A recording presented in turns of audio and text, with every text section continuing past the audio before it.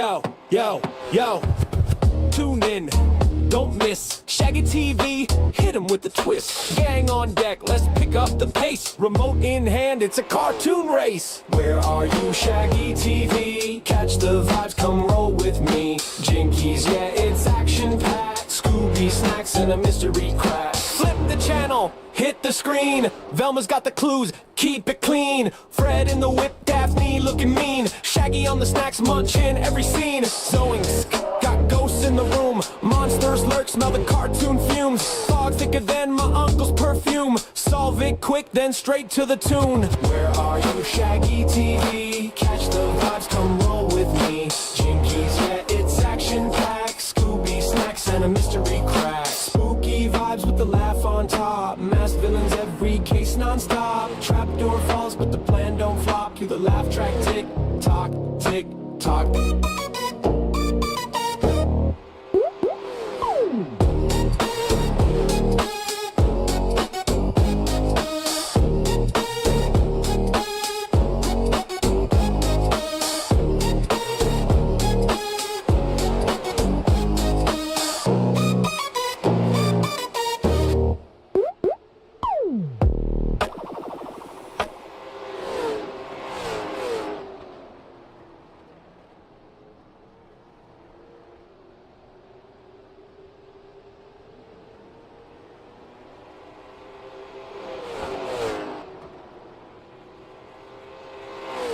Well, there you go. It wouldn't be me without a little bit of a hiccup.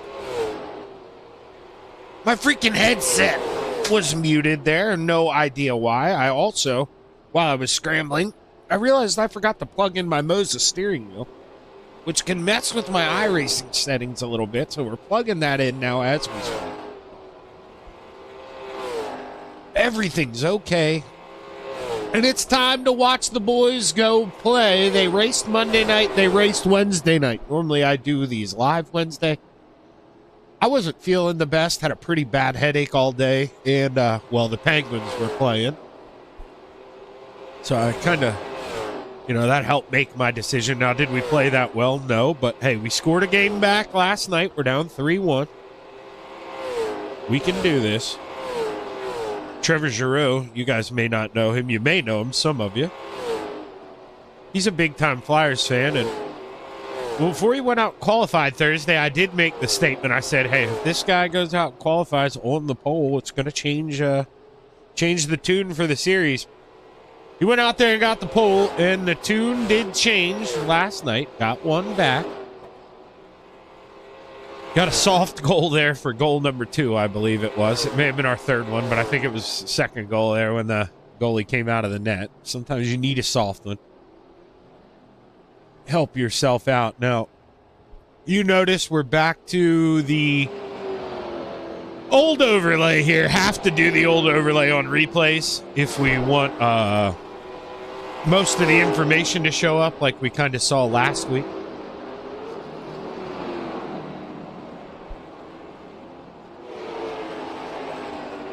Because right now we're watching Scott Kingswan.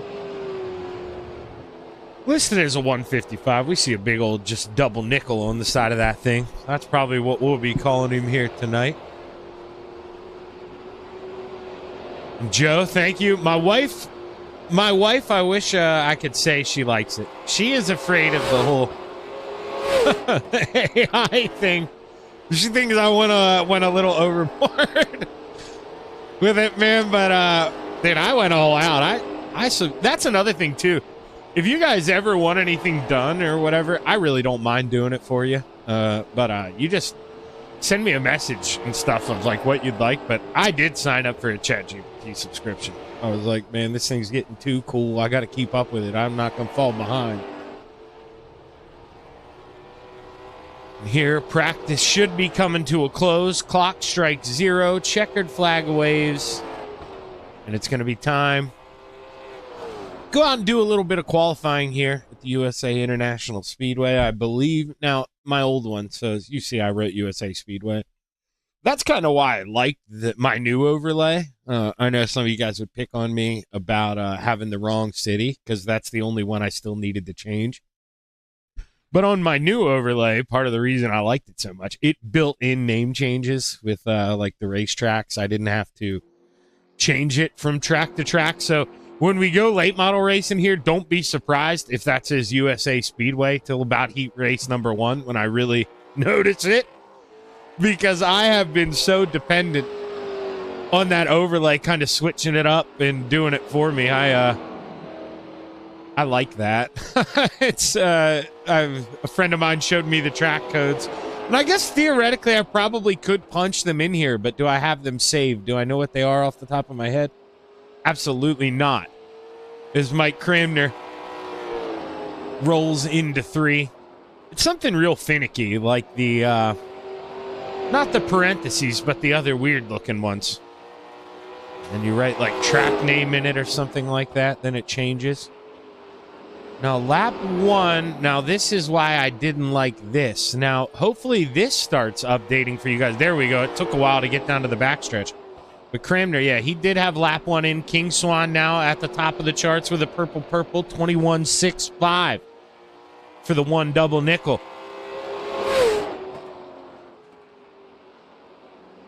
Looks pretty good on 3. Maybe you want to get a little lower down towards the center in the apex. I'm not too sure. We'll find out as the day goes on, as I kind of see people rotating.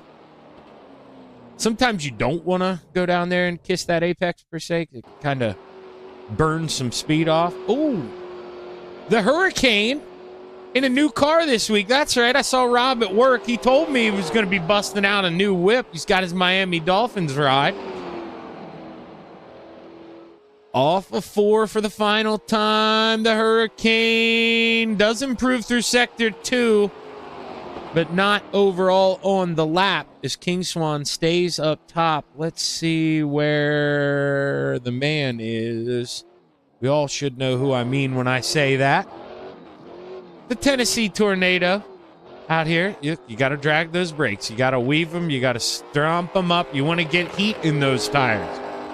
It's exactly what he's doing right there. Just trying to get as much heat in those things as you can. Run it high and wide, corner entry. Let's diamond this thing down. Let's get a big run. Make it look mean for the 17 machine. Keith Kincaid, ready to set the bar. Good exit there. Coming off at 2. Maybe a little higher than he would have liked, but not going to damn this lap. That's for sure. Much better through 3 and 4. Almost kisses the apron through the center, and you can see it translates. Purple, Sector 2. That's quick time for the 17 of Keith Kincaid with a 21.63. You don't see the time. Trust me, that is what it is. And now, yeah, see with that old overlay, it was so much easier for me to go best time. Now this one doesn't want to do best time, because I actually changed it to best time, and it is staying gap for you guys. So I don't like that. Hopefully this doesn't do that during the race. If so, worst comes to worst, we'll just have to load it up again. We'll be a little bit more of a pain, though, because we are on replay, but I'll figure it out. Probably my fault for downloading this at 11:30. I've had it open for a while, so maybe my fault. Overlay kind of timing out. Like I say, I'm afraid to do this reset until we go to the heat races. That's when I'll kind of quote unquote risk it here. Let's see. Let's fast forward a little bit. Okay, there we go. It did update. All right. I was worried it wouldn't update. Super worried.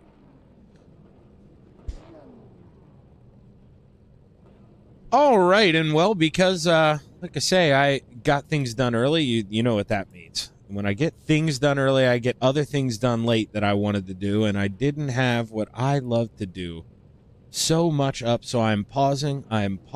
We find what I want to play, and it's time to take a look at your starting lineup for your 100-lap feature here at the USA International Speedway for your Senex Short Track Championship.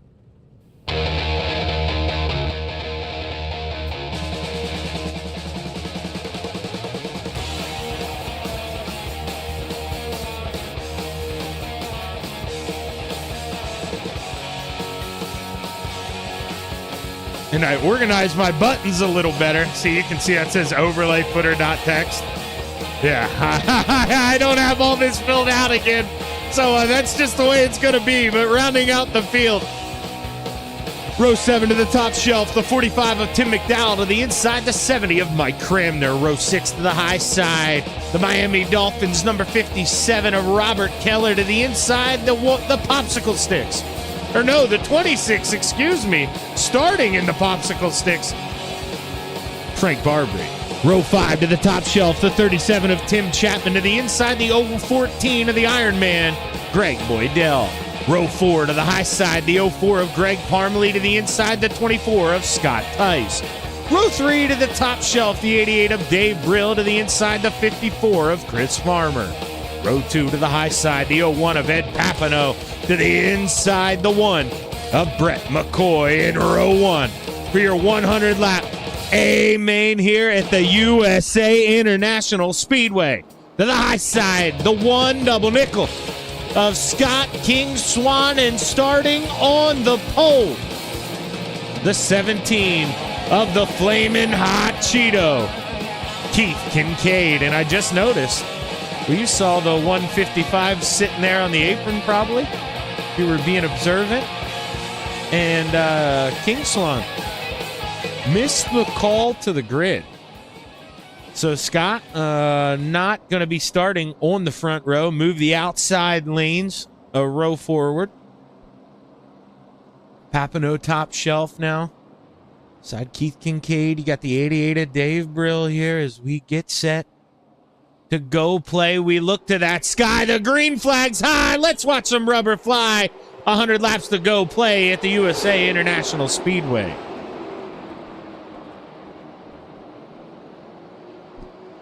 Brett McCoy looking to pounce here early. Battle for P2. You don't want to run side by side too early, but at the same token here, you get a chance to make a move early, you do it. You find a way to get it done. Oh, it's the 54. Comes up across the nose of the 88.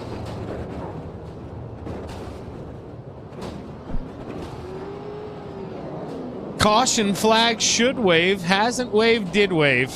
It's out there on the racetrack. It just took a while for it to fly for us. That's right. That's why we went away from this overlay. But I'd rather it stay green the whole time here. Beggars can't be choosers. But let's go back. Let's get in this view already. And we're going to cheat. Use iRacing a lot today because I still have that mouse aim button. I forgot to save it after I deleted it last week, and I still have the live button on this replay file, and we all know what that will do to me. So we're going to be extra careful and not click either of those buttons. But you can see 88 may have came down just a teeny bit as the 54 is coming up. I mean, he had room up against the wall. Definitely, it wasn't like he's trying to hook Griff, so why would you do that? I mean, you can see it's going to hurt the 88 here as well as 54. What he's supposed to do, he's going pretty fast backwards. He comes back up the track, and him and Dave make pretty good contact. The 37, he locks it up. He goes around. Greg Boydell hard into the wall behind.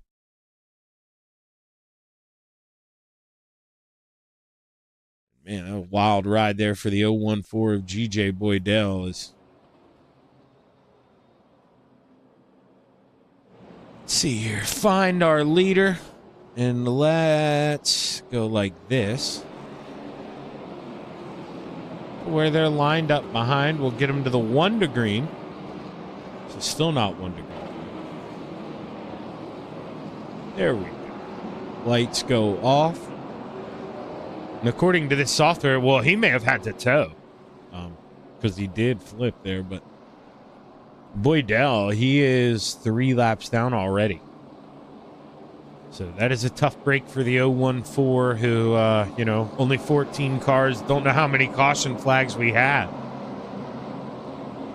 I do know, well, I'll keep it as a surprise. I do know a little bit, because I was talking to Rob Friday night at work, but it gets good. It gets good from what I understand. It's always good as the green flag waves. We're back underway, lap 7 here at the USA International Speedway.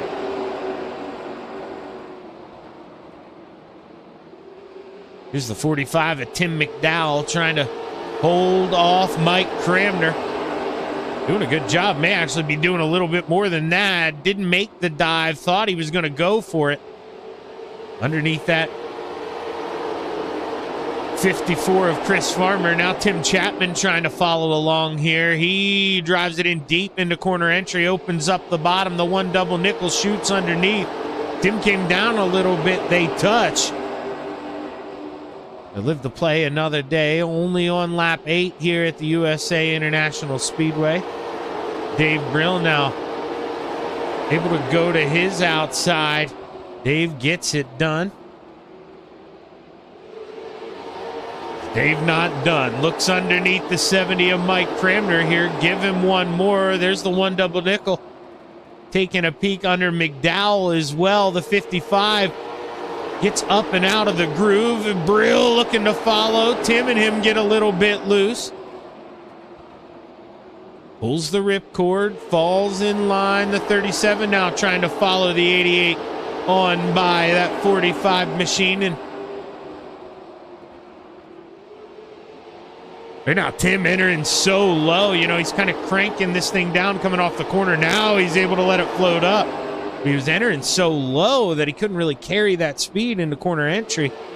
And now we go take a peek here what is going on up front. It's the same 3 drivers running single file, really up to 5 now as Greg Parmley close enough to be considered part of that lead pack. The one double nickel moves on by Chris Farmer. King Swan goes up a spot. See Cramner working around that 45 of Tim McDowell as well. You got the Hurricane just hanging back, trying to forecast the storm here.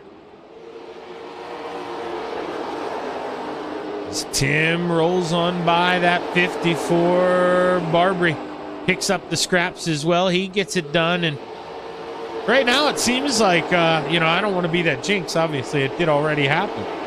But guys who seem like they're off, maybe off the pace, jump up out of the groove. They're not fighting, clawing tooth and nail to get back down in line. And truthfully, that's what you want to see here in the early stages. There's so much racing ahead. You just want to let tire wear kind of become that factor, help it, or let it differentiate you from that guy around you. That's how in the short track asphalt, you can't be one of those guys that goes and blows your wad in the first 20 laps.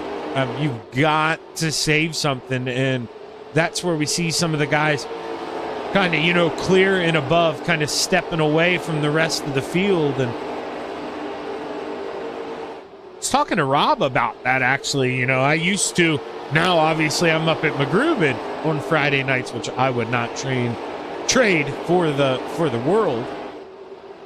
But, man, I used to do a short track asphalt league on Friday nights here on iRacing, and they would go 100 laps, no quick repairs, no tire changes. So it was a run what you brung, and made it interesting. And right now, these guys kind of turning it into that a little bit. Let's just race.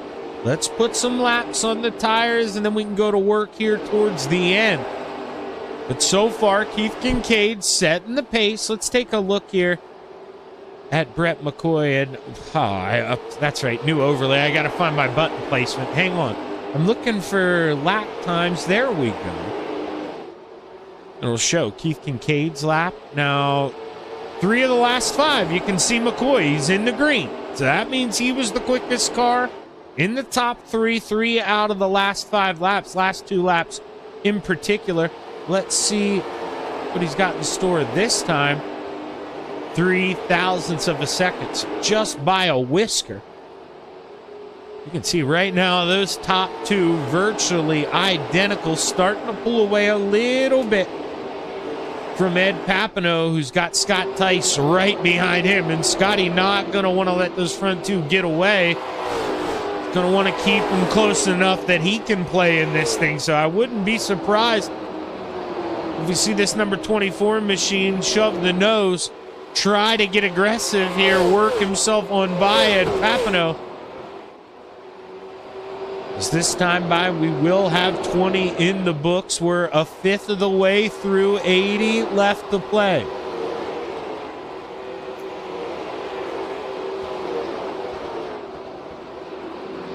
Frank Barbie trying to open up that corner entry, see if he can't get a run on exit to try to come at this 37 here as we go on the nose. There he does the exact opposite of what I said he did in 1 and 2. So he may have ran 1 and 2 by accident. There he hooked it up on the bottom. Let's see what he does this time. Okay, so yeah, he overdrove 1 and 2 last time by accident. I thought he was trying to, run a bit of a cut down lane, but no, now he goes right back down to the bottom. That's where he wants to be. And Scott Tice, he does move himself up into that third and final podium spot, the 24 on the move.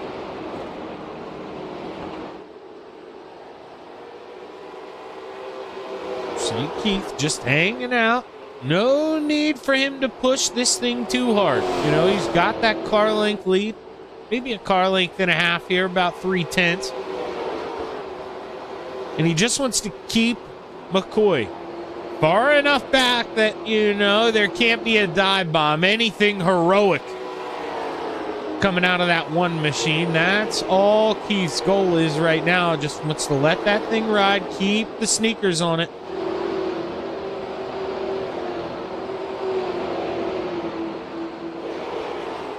Barbary trying to work down to the inside. He's still trying to find a way around that 37, but he just can't get close enough.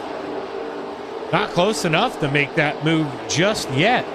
You can hear people clipping the wall ever so slightly. Was that Cramner that time? Little bit of a replay jumble there. We're back. We're all good.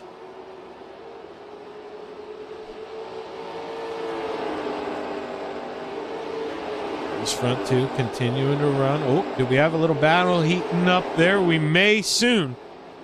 Greg Parmalee. He put 2 tires there on the apron, and you can see it slide a little bit coming off. It is going to help you rotate that car a little bit, but then when you get up back there and the weight kind of shifts, it will get squirrely. So, yes, you can use the apron a little bit. But you don't want to commit to it, especially as the tires start to fade away. But Greg Parmalee in the 04 up 4 spots gets the pass done.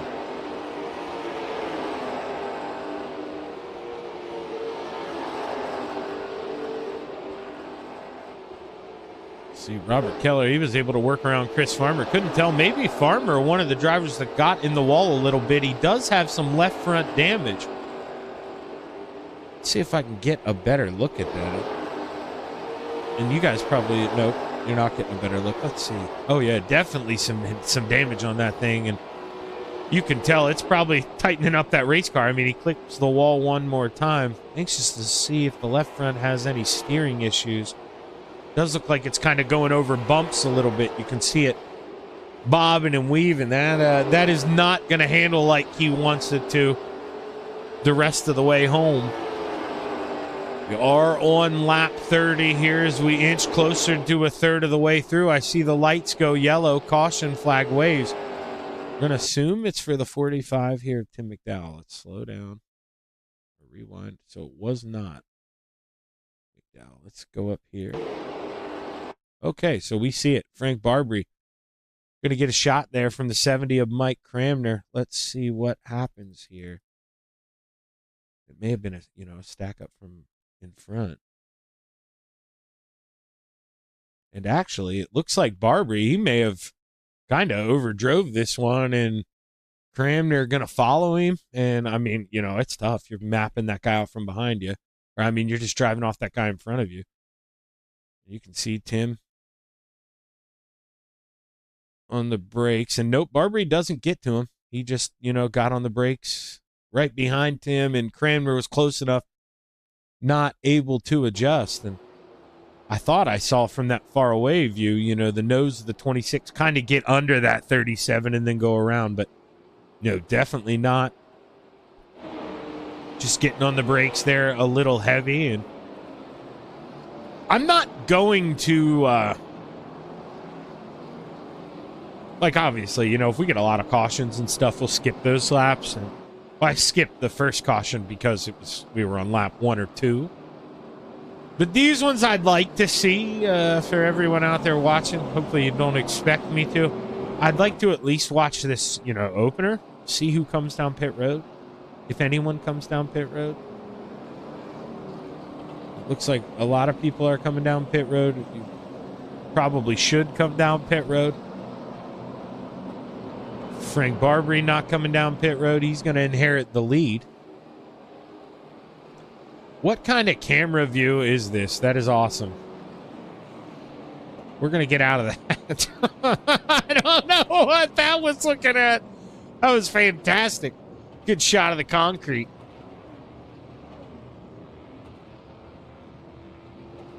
You see right sides only for your top drivers.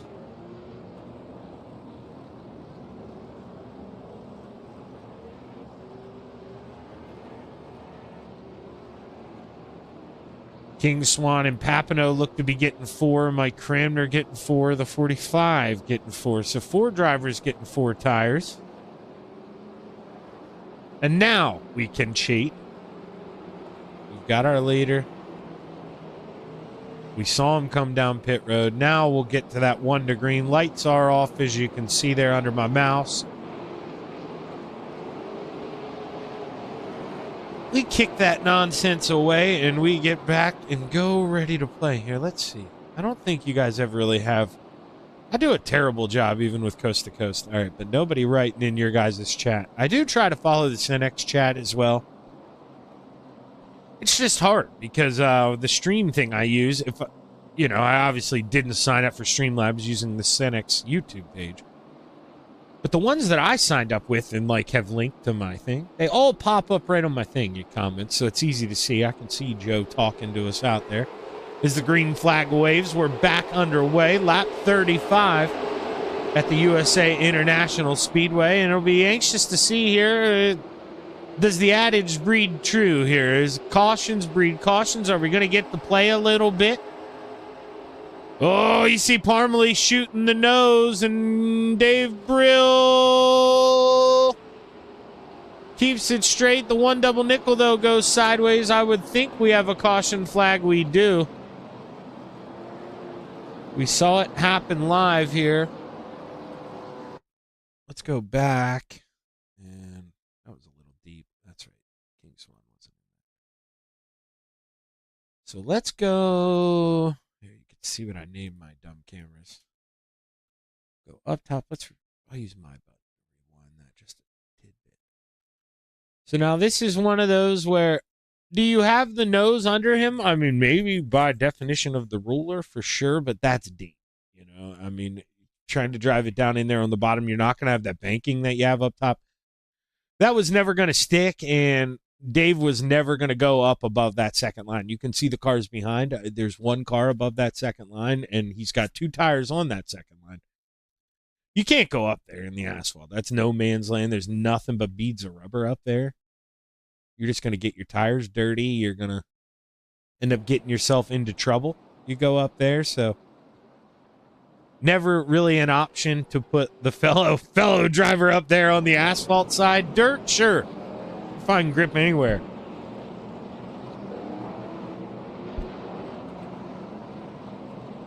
But yeah, on this asphalt side of things, you definitely got to worry about that man around you.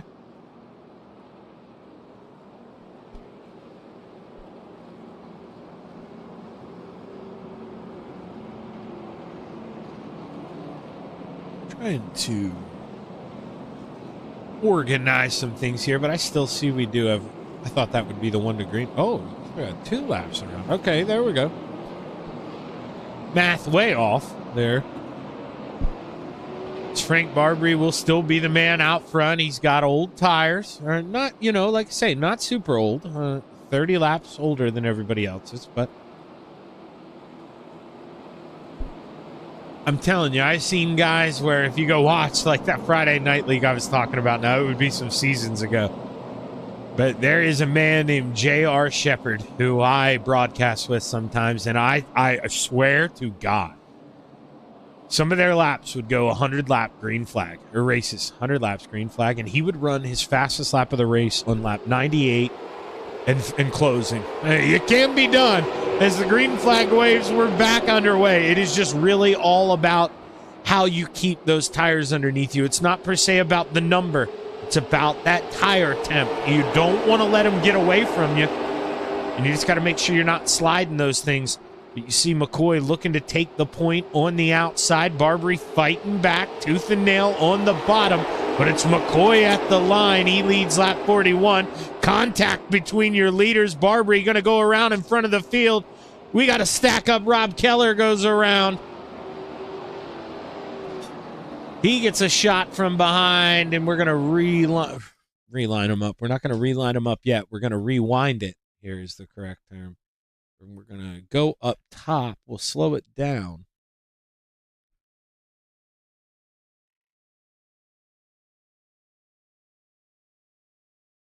So it's one of them, McCoy, he doesn't, it's like I say, you're not going to go up above that second line. And you can see the left side tires come down and paint that line. You've got to basically know, and, this isn't Barbary's fault. It's guys fighting for the same position. I get it. But, he's the man on old tires. So he was never, Brett was never going to, give him the quote unquote benefit of the doubt. He's got to go. He's in front of Keith Kincaid, got to try to, pull away while he can. And that's going to be his goal now that he's out front. But it's just one of those things where, Brett, technically, I guess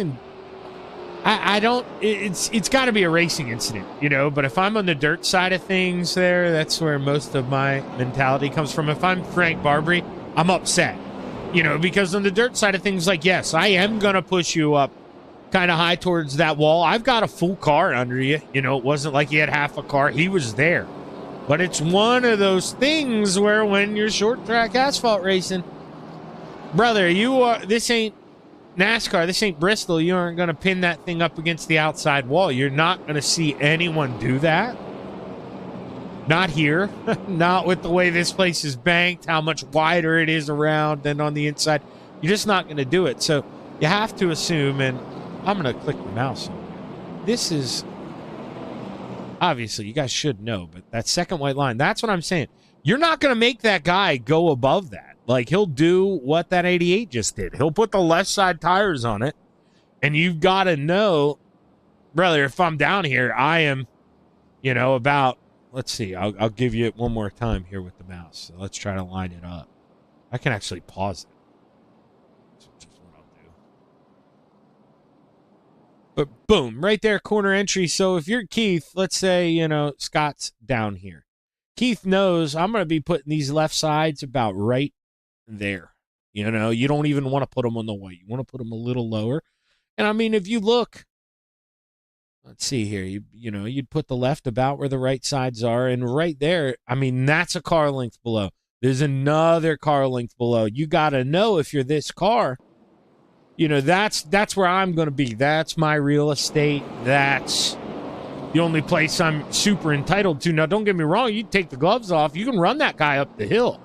But if he turns down on you early and when you're still kind of straight and then you go to set up for that quarter entry, it's going to happen to you exactly what happened to that 26, because right when you start to give it some wheel in the weight shifts, well, you were already kind of getting that, that clap on the outside, and it's just going to speed up that rotation that much further. So it's one of them where, if you want to get the elbows out that car on the bottom, you know what to do. You use, it's the old saying, 8 tires turn better than 4. You go there, you ride on that guy's driver's door. That's the way you're going to do that. You don't give him room to kind of turn down into you. You have to ride him the whole way going down the straightaway. Just let him know, this is, start barking, pipe up on the game chat.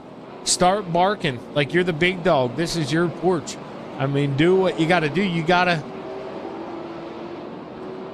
kind kind of set yourself up for success. And, you know, when you breathe, when you give that guy a little bit of a breathing room going down the straightaway, he's going to think, well, oh, he is going to go to the bottom. You know, I'm going to have that room. And it's just one of those things where you definitely don't have to give it to him. But, you know, whenever you're kind of that guy on the outside and it's, you know, I mean, I'm terrible for it. In fact, next time I get out on the racetrack in a certain league I run in, I've got, you know, a number in mind. And you start racing people like that, those people are going to race you that certain way as the green flag waves. We are back underway. And yeah, you know, I don't care who you are. I'm not above it either. And obviously, I'm not dumb enough to say the number over the broadcast, but there is a driver that I wouldn't mind getting close to again the next time I'm out there on the racetrack. You see the 45 into 37. That battle is over. Farmer, looking to shoot down. He's able to block the 26. He takes a run underneath the 45. Barbary on the move as well. Oh, as you see that 45 clip the outside wall. Frank Barbary, he should have the freshest tires in the field. Actually, Tim Chapman came down lap 42 as well. So the 37 and the 26 have the freshest rubber on the racetrack. And right now, Brett McCoy, he's out front. He had pulled away a little bit. Now Keith's starting to tug back at it. And I was going to say, McCoy, Brett, I don't think, you know, I think we've all learned that the 17 isn't someone who you necessarily want to hike away from. Keith very good at keeping the tires fresh for the end. So he's kind of the guy who you want to set pace off of. You know, I mean, it's tough then for Keith. Who does Keith set the pace off of? He's got to kind of go by his own gut here, but it's definitely, it's one of those things where, you know, you're watching that relative if you're the one of Brett McCoy. Like, you're not trying to go too far away. Because if you start to all of a sudden get that thing up to over half a second, well, maybe you're running a little too hard. Maybe you're doing something a little wrong. The 155 takes a shot underneath the 88 of Dave Brill. King Swan trying to gather up enough momentum. He's got a car link there. There you see exactly what I was talking about. Dave keeping it under that middle white line. That's what you got to do when you're the car on the outside. Now King Swan giving him plenty of room back. Dave entering way wide there, and this is going to hurt him. That is going to hurt him. That's why I say it's so important, and you can see he lost almost a full car length. Now you see King Swan ahead by that half a car length. When you get up that high, it's curtains. It's good night. You can't. You absolutely can't if you want to hold on. I mean, you do. You got to go down and you got to pinch that guy, and then you got to hope that, well, he doesn't move you up the hill like we saw earlier. And it's just, it's really one of those things. Do not get up on the outside. That is the only thing that's truthfully going to save you. You want to be on the bottom here tonight. We ride on board here. The Flaming Hot Cheeto, a.k.a. the Tennessee Tornado, a.k.a. Keith Kincaid. Is he just hanging out? Just going for a little Sunday drive. We're only a couple laps over halfway. So this is the time where you start to, you know, formulate that plan. Come up with what we're going to do, when and where. Where do I think I'm faster than him? But it's also one of the things where, yeah, you may be faster than him now, but 30 laps, tires may start to go away. So while you want to be patient, here's the 04. I told you, you can use that apron a little bit. Why is TV2 doing that to us? So I can't use TV2 sometimes going down the front stretch. That's very weird. But you clip that apron, like I was saying, older tires, well, it's not going to work as well. And that's exactly what happened to the 04 of Parmalee. It's sideways. King Swan goes on by. No, he's got Tim Chapman here trying to take a bite, a swing. Now, oh, man, Mike Cramner and King Swan may have made some contact there. Mike looked like he gave him plenty of room. King Swan may have drifted up the hill a little bit. But they both continue. See Farmer Looking underneath the 88 of Dave Brill.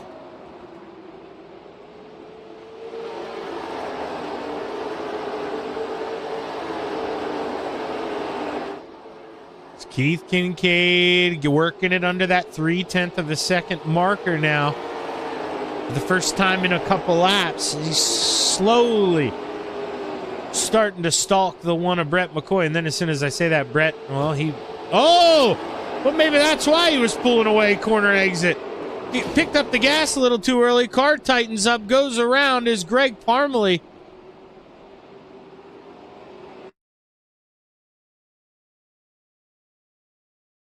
Let's see what happened here. It looks like Tim just going to drive it in a little deep from the rewind.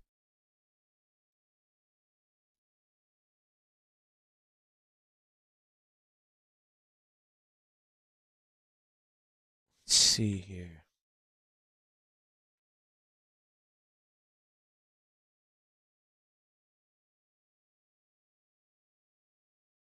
Yeah, and I mean that. I'm sure he's watching it now, and he knows it. But yeah, that's a no-no. I mean, maybe there was a sliver of hope down there, but at the end of the day, that's never going to work. And Greg Parmalee ends up, I think he just said, well, maybe this is enough. He tows that thing. So I think he could have driven it if he wanted to, yeah.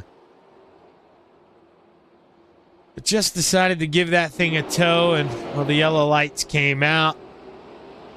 Caution flag waves. And we'll have a little under 40 laps, 36, 37 lap shootout here to the end. Oh, as Mike Cramner went around. How did that happen? Were there two wrecks? Oh, there were indeed two wrecks. So let's see what happened here.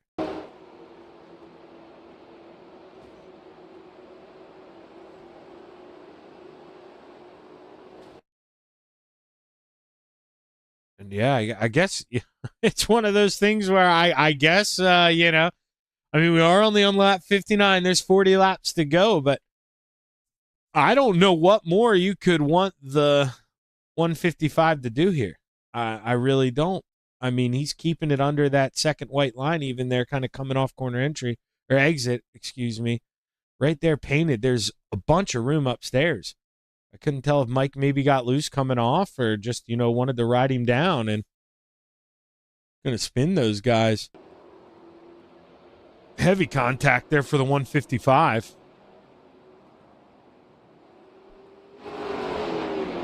And I think the caution flag, for real, may have already been out at that point in time. Or it was just about to come out. For the Parmalee spin there in 3 and 4.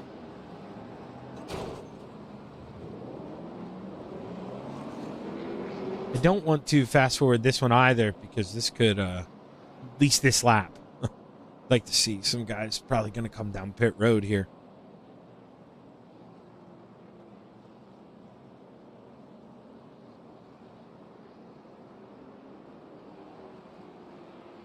Papineau, the 155.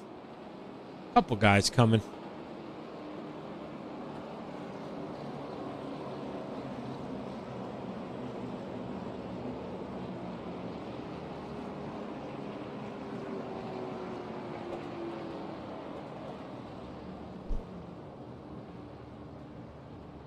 All right.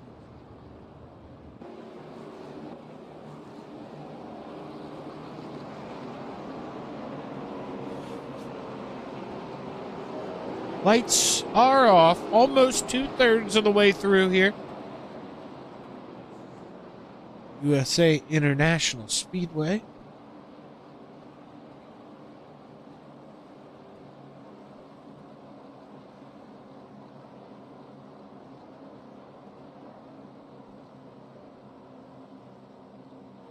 Get a little bit of that caffeine fuel in my system here.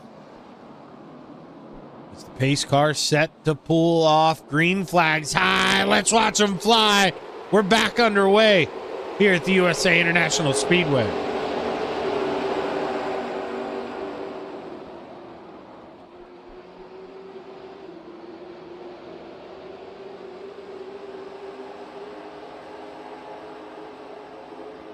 Oh, my apologies there. Need a quick nose blow.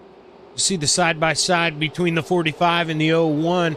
It's Tim McDowell and Ed Papineau. Papineau taking advantage of those new tires, skating around on the outside, no problem. The 01 gets it done. Now Rob Keller, where is he going to go? The Hurricane taking a peek on the bottom in the 57 machine. He's looking to get one more in the book. Should have it this time off of 4. He does.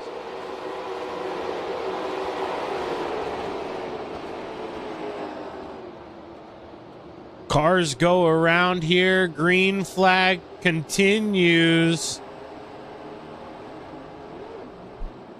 See Papineau trying to go to the outside now of the 26, Frank Barbary.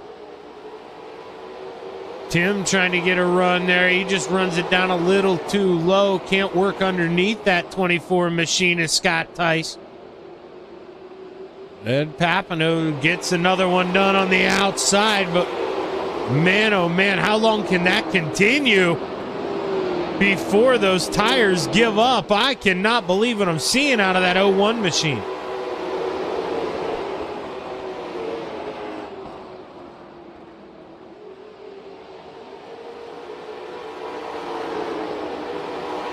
We're watching 3rd, 4th, 5th, 6th, 7th right in a line. I guess include 8 there too. Rob Keller, he's inching up. I mean, this is what 1 and 2 want to hear. Those boys behind are under the blanket. As Chris Farmer right now just doesn't have the pace of the top 2, and it's kind of backing everyone up here.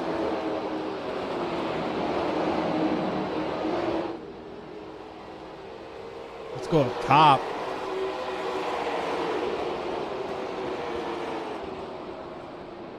See now Frank Barbary driving it in so deep there, not able to get on the throttle center off, and that's where you see the 01 pull away and the 57 kind of close in. You can see Papineau. He's really like backing up those corners. That's what you got to do. Meanwhile, the 26 driving it in there real deep. It's one of those that's going to work for a while here for Frank, but then, you know, those last 10, 15 laps, it's going to feel like you're driving a snowplow here.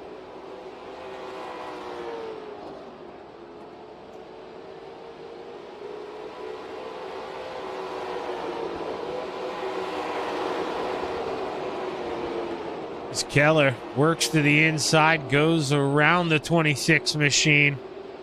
That's one of those. Is Frank maybe feeling it already? I told you that was coming. I mean, you can only do that so many laps, driving it in that deep. And Scott Tice now finally working by the 54 of Chris Farmer.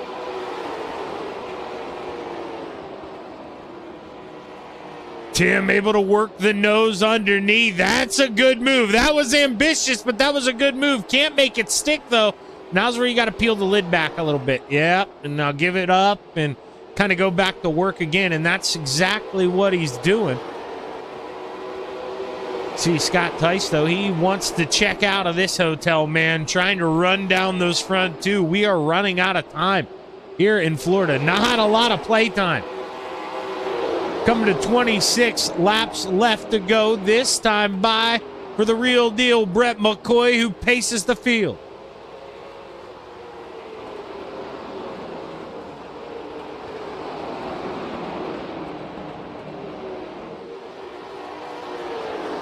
Man, if you're the 37 in the 01, and really, you can kind of include the 57 here as, well, he's got a little bit of room behind.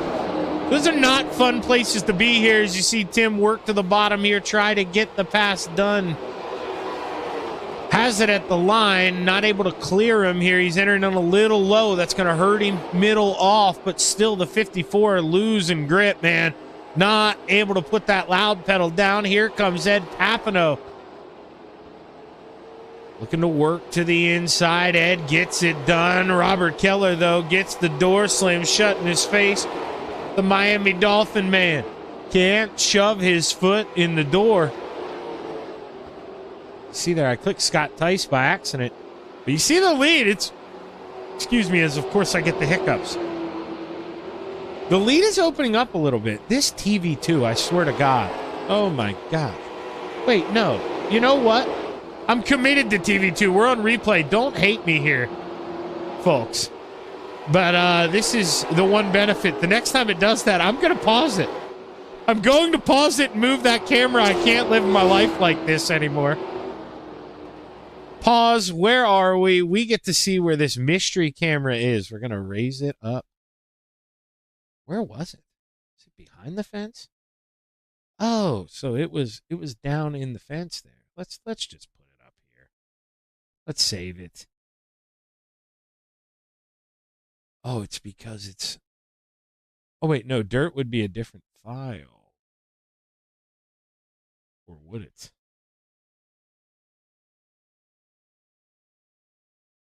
Yeah, cancel that. We're going to try to do it again. I'm sorry. Let's just write asphalt in front of it. Just in case, there's no reason, right? And now, we're back to business.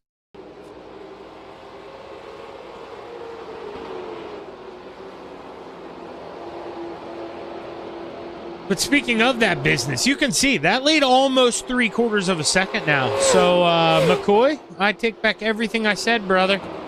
We may have a new pacer out there. I mean, I thought maybe at the beginning he was milking the cow a little too hard. Didn't know if there'd be any pay left. But he is doing it right now. He is definitely doing it. See, 21 laps to go. Ed Papineau trying to work on by that 37. He opened the door, though. Robert Keller not able to get there. So this is the battle for fourth. Papineau trying to come with a run here. Just can't time it. See, he's reeling him in here, center off. But Ed just not able to get there, not able to give it to him. Getting close there, thinking about a little bump and run, just didn't follow through with it. Definitely has the quicker car right now, but man, Tim doing a good job of keeping that thing wide here. And I mean, we are racing. What are you supposed to do? Let that guy by. 19 laps to go. You're inside of the top 5. You're battling for it. You gotta make him work that short track racing. Papineau there, not willing to go for it. I mean, yeah. Is Tim riding up against that wall? Absolutely not. With 50 to go, should he be riding up against that wall? Maybe. 18 to go. Man, I'm going to defend that all day. I'm going to defend that all day. As you see, Ed went for the full send. Couldn't get it there. Let's go back. This is a good battle. Let's go back. I want to actually look at it here. And this is one of those where, you've heard me. This isn't me sticking up for Papa. I think anybody out there watching knows I'm probably harder on my dad than anybody else in here. Where's that blimp camera? But, you've heard me say it all night. We'll rewind here. We'll go back full speed. You want to make the move, you better have the nose under there. You can't just force it in under braking. That's the guy's going to run his corner like he has all night, and you kind of diamond that corner, and that's... yeah, are you quicker? Sure. Do you want the guy to pull over, get out of the way? I mean, let's race a little bit. That's what we're seeing. As you see, Keith Kincaid running around P2. That gap's opened up to about a full second now. Man, I don't think Keith is going to have anything for the one on McCoy unless we could get a caution flag, maybe go and get some fresh sneakers on that thing, re-tighten them up. Now, meanwhile, remember, Robert Keller, he was running behind the 01 Ed Papineau, but in that little scrape up there, lost the spot. Now trying to work back underneath the 54 of Chris Farmer. We had saw Robert Keller. It took him a couple laps the last time to get this thing done, but this time, looking a lot smoother. That 54 just doesn't have the grip, man. It is going away. Keller right beside him on corner entry. Rob looking to hit that loud pedal. He does clear off of 4. Move Robert Keller back up inside the top 6.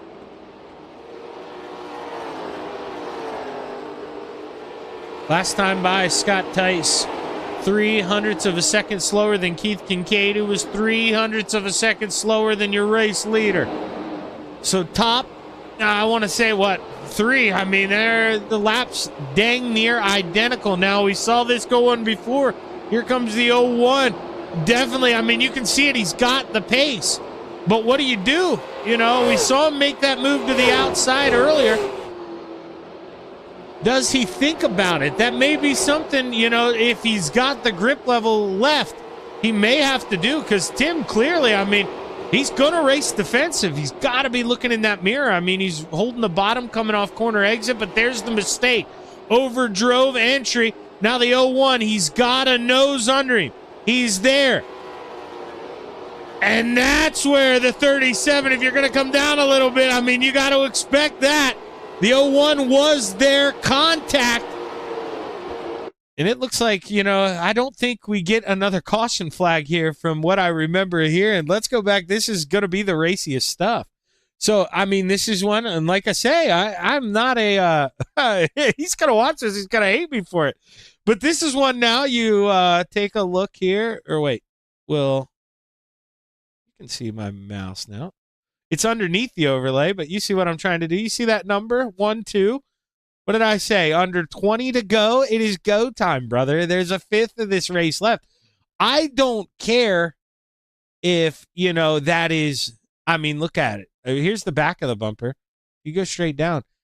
It is a fraction of the nose. I don't care. That's all you need. Under 20 to go. That's all you need to make your move. That guy, I mean, you know, here's, we watch it slow. Now he's there. And that's kind of more, I think, and actually that wasn't even, so Ed didn't even really get him too bad. I think there was some net code on that too. I mean, and Ed goes down to the apron. So, I mean, there's nothing. Ed played a lot nicer than I probably would have there. You know, because like I say, it is absolutely go time at that point. And now Robert Keller, he had to feel the same way. You know, I mean, you're going to open it up. I got to go. He can't let the 01 have it here. He's got to race him out. And Keller, you can see the difference. He knew the nose was underneath. Well, give him the bottom. I'm going to take away corner exit. I'm going to have all this speed shot out of a cannon. The 57 looking to clear him. Can't do it yet. Here we go.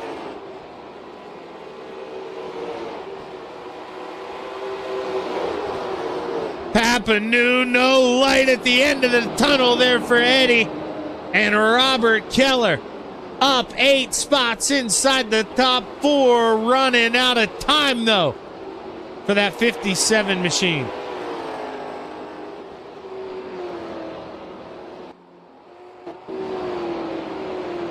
Oh, you see a little bit of a blink there for McCoy. Obviously gets everything settled down. You see that 45 gets low and out of the way. Not giving your race leader any issues. Looking to do the same here, I'd assume, for Keith Kincaid when Keith gets there. Oh, but Keith, oh man, Keith caught him at a bad time there. Not that, I don't know, you know, if he's going to get him anyway, but man, oh man, you got to call a spade a spade. That cost him, what, 0.3 of a second there? Easy. 0.2. That's tough when you're Keith. This is going to be interesting as the laps wind down, you know, and we look at that final number, what it is. Is it going to be a coulda, woulda, shoulda? Or did Brett McCoy have enough to hold on either way? Is Scott Tice no man's land here in P3 as well? He's got a big gap to Robert Keller. Scott Kingswan. Oh, Ed Papineau kisses the outside wall. Kingswan then kisses him in the left rear. 37 not able to clear him going in. And, man, 5 fingers were in the air that time by for this man, Brett McCoy, who's looking to park it back in victory lane once again. He is oh so close to another one. 4 to go.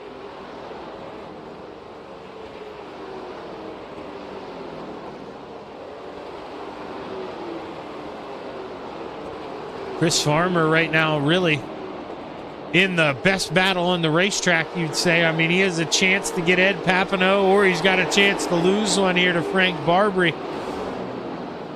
As we're coming down to the closing hour, 3 laps left to play. Robert Keller is coming, man. The Hurricane is on the radar, but I don't know if he's going to have enough time to get there.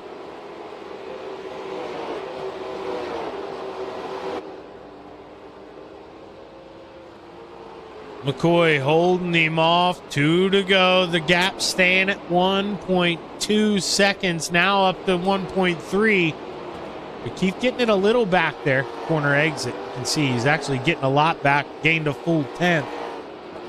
But the problem is just not enough sand left in the hourglass. White flag waves. 1 lap to go for Brett McCoy, who inherited the lead after a pit stop, made the move on the high side on Frank Barbary. A little bit of contact for the lead.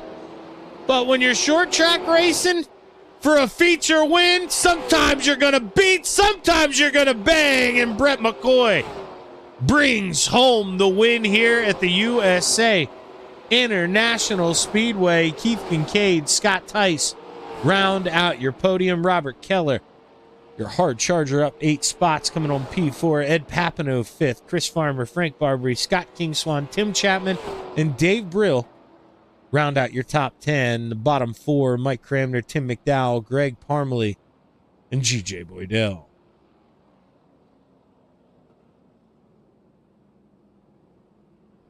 So let's see here. Let's go back. Oh, wait, that will go way far back. That will go to the... We can't do that. Or it quits counting after that, I think. Yeah, you can see 21s from there on down. So they did end with a long green flag run. Let's roll her here and let's see who we got. I don't know who is in the Discord. Who is going to show up for these? Oh, it looks like we only got one. And, well, we shouldn't be shocked. He's here. He's always here. He's arguably, man, one of my, maybe this isn't the correct phrase to use. Well, I mean, yeah, he supports me for sure. I mean, those guys are good to me, so supporter would be a great word, but I guess understanding the way it is, you know, knowing that, hey, he doesn't mind if I do some of these on replay if something comes up, like if I'm busy with other leagues or stuff. Keith Kincaid is always cool, man. He's always understanding. I would throw Joe Canella's in that ring as well. Now, my dad, not so much. See, you guys, yeah, just another. My dad gave me, you know how much crap he gave me? He didn't know I wasn't going to do that on Wednesday. So, yeah, so don't think there's something there that isn't there. I love my father. And I hope this doesn't offend him, but, man, you know, he is definitely my dad first and foremost, but he's arguably my best friend. So we have a little, I would say, and I'd say in a good way, a better relationship than most parents, I guess. You know, like, I guess I shouldn't sometimes, but, you know, I'll tell him what I think, even if it hurts his feelings, because I know he'll do it for me. And, well, that's just kind of the relationship we have there as I choke. Go ahead, pull up this driver. I made him wait long enough. The Tennessee Tornado, Keith Kincaid. And Keith, I was kind of, well, you were probably watching it, and shame on me for not noticing that. Okay, but I was kind of watching in the back there because some of those guys were getting 4 tires. Did he beat you off pit road, or was it the restart where he kind of got you when we had the quick caution? Because all of a sudden, I mean, McCoy's just in front of you, and, I mean, let's be honest, you know, he'll take it, but you didn't have to make him earn it tonight. He kind of just luck boxed around you. How did it happen? Yeah, Shaggy, it was definitely on pit road. I think I came into the pit stall and I hesitated, and then I had to roll forward just a little bit, and that cost me enough time for him to edge me out coming out of pit road. So gave up that track position, and, you know, track position is pretty critical here. especially later in the run. I had closed up on them, but anytime I got close to them within a car length, started getting a lot of aero push, and I could feel it really wearing on the front tires. So I tried to back off of them a little bit, cool the tires down, and just never did have enough to close back up. No, and well, obviously it is a coulda, woulda, shoulda, and maybe because it looked like I was watching those lap times the last, I want to say, 2 or 3 laps previous to you guys catching that lap car, and that's the name of the game when you catch them. But man, you losing at minimum 3/10 there, kind of through the corner. That one had to sting, didn't it? I mean, that basically took all the air out of the sails there coming to the end. Yeah, once that happened, I pretty much lost my chance. So I did back it down a little bit after that just to save some tires in the case we had a caution there at the end, which I was kind of surprised that we went the last 20 laps without a caution. So if we would have got a caution, I might have saved enough there to make it a good race in the end. But, hats off to Brett. That was an excellent run on his part. Yeah, because it seemed like, obviously, we were watching some racing there towards the back in the end, and it seemed like, I mean, you mentioned track position so important, and I think, we were seeing that, you were playing out with the arrow, but do you think if, you're up front, you could have kind of ran that thing like my old man did, kind of kept him behind you by pinching him off corner exit? Do you think, even though maybe he's about a half a tenth quicker than you, on the short run pace, that it basically is kind of all where you plant this car, right? If you want to let the guy get around you or not. I mean, a lot of it does have to do with how you race the guy. Oh, definitely. Yeah, shoulda, coulda, woulda. But yeah, I think I could have held him off if I would have been in front. It was just, like I said, track position, a little bit aero push when you're behind that guy. Just, this track's kind of hard to pass on. You can really protect pretty good with the upper line too. So make the guy go low and pinch him off, like you said, and it's very hard to pass. Yeah, most definitely, man. But at the end of the day, kept this thing clean, no incident points. It didn't look like so that's a A plus there. And man, bringing home another middle spot on the podium. It's all about those points. Hell of a job, man. Congratulations. Who you want to thank? Yeah, appreciate it, Shaggy. Yeah, thank you for the broadcast, the Senex team for organizing, putting all this on. All of our great sponsors this season: Team Holloway Racing Graphics, Wally Raceway, Artie Ranch, Steve's Custom Golf Clubs, Checkered Flag Raceway. Appreciate all the support from the actual racers too that's contributed this year, and Ruck Offshore coming on board, and Kyle Adam with MRL. So we got a great series going, got a great group of sponsors, great group of racers. Couldn't ask for more. Yeah, and well, Keith, just I want to do a little dive in here. I mean, I'm pretty sure you were said I read it and it was on Monday, so I wouldn't be able to do it because I got a freaking broadcast on Monday. But what's this new deal you guys have going on? What is that local track championship thing about? Yeah, Shaggy, I'm glad you asked. Yeah, so this is kind of Rob Cassidy's brainchild. He's always wanted to do like a series that's focused on one car and one track. And this is going to be for fun. There's no broadcast. There's no points, just bragging rights. We're going to pick two combinations, a dirt truck car, limited late models in Knoxville this season, and then we're doing the SK modifieds at Thompson. So it's 2 quick races in the same nights, 2 30-lap features, just for fun and bragging rights to give the guys another opportunity to get together and enjoy everybody's company on Thursday nights. Nice. Yeah, man. I hope people come out and do that because let's be honest, the limited late models, I mean, that's a great practice car. They're a lot of fun too. Man, I don't think people realize how much fun they are. I mean, me and my friends will put up hosted races sometimes with those limited late models. And Keith, man, you can run door to door, almost full throttle those things. It is so much fun. So hopefully you get a lot of people to come out and show up for those. I wish I was around to do that, man. That would be so much fun. But, oh, God, life. But, hey, heck of a job, Keith. Hopefully I'm talking to you here again after this dirt one, man. Good run. Thank you, Shaggy. Appreciate it.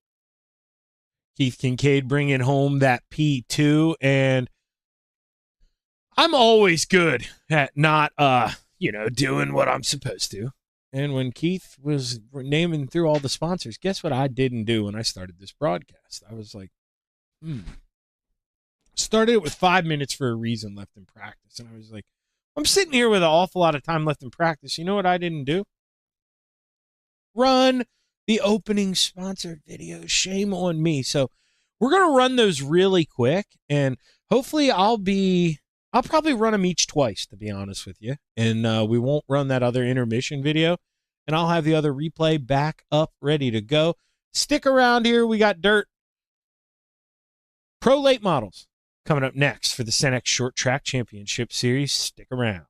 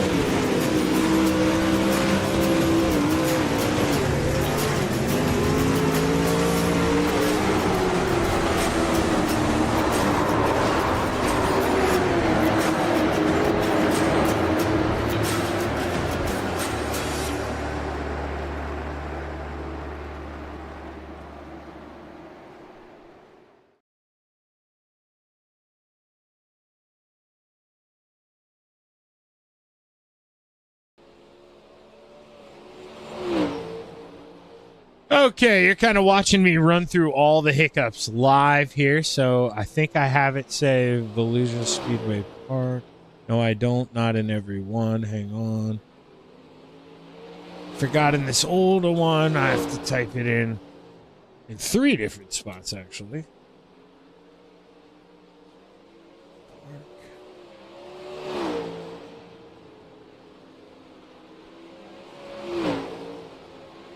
16 cars in this one.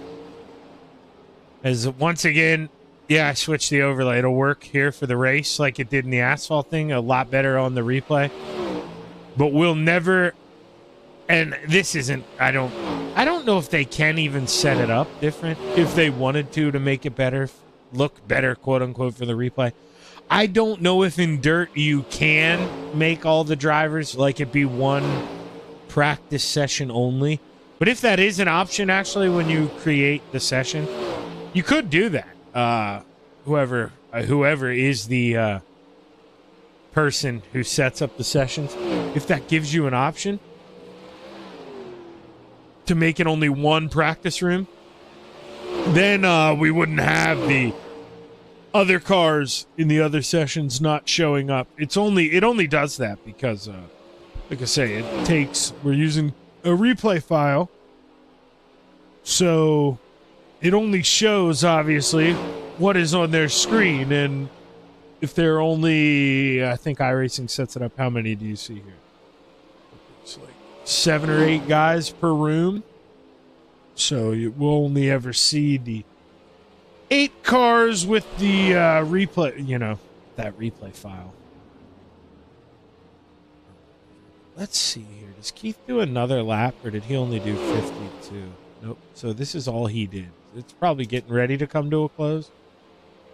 Let's see here. Let's find Greg. He's out on the racetrack. How many more does Greg do? He's on 55. Yeah, well, let's skip ahead. Terry Landis is still out there. I don't want to cheat and go too far, and then it'll show us what happened in qualifying. It's screwed me up too many times. All right, so Terry Landis only did 62. I have a feeling this is probably getting pretty close here to waving. I don't know. Yep. Oh, yeah. Oh, and let's get the right... All the sponsors will be the same, except the one logo. Let's get the right reel up here. The one that says dirt. We can try to make that look a little better here. Let's see who gets ready to come out on the racetrack first here at the Volusia Speedway Park. Home of the Gator Nationals. You know, cool, actually. My